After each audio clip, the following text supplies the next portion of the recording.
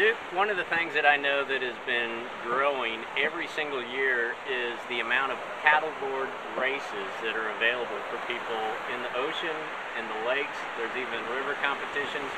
And the board we have right here is a 14-foot race board. Why don't you tell them the difference between what a race board is compared to what we've seen already?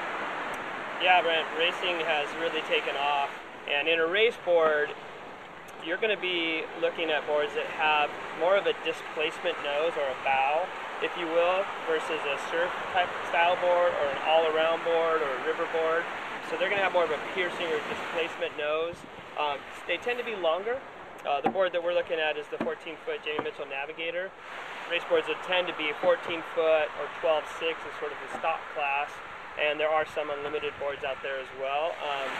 So they tend to be longer, so they have a little bit better glide. They tend to be narrower for the same reason. They also tend to be a little bit less stable. So if you're going to invest in a race board, you want to know what you're doing to a certain extent. They'll have a little bit of a softer rail on the bottom, which that way if you get into rough water, it's a little more forgiving in rough water. There are different race boards, like a flat water race board.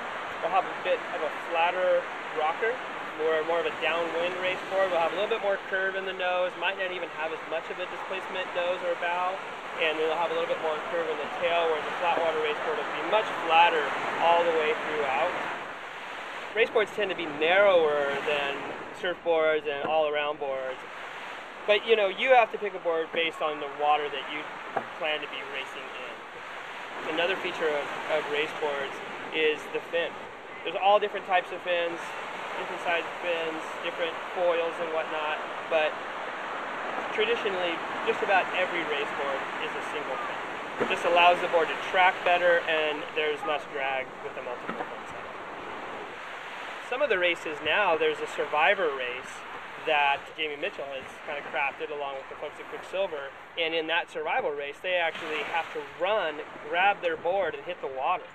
So it's a beach start, and so Jamie, with his lifeguard background, he has placed handles specifically placed on his board so he can quickly grab his board, hit the water and go. Where most of the other boards have a center handle, it's ergonomically placed into the center of the board, which are great, but they're not quite as good or as effective as the handles on the rails for that sort of thing. Those in and out of the surf type races as well. So, you know, there's lots of different features in race boards. You know, some of them are more specific to the specific races that you're after.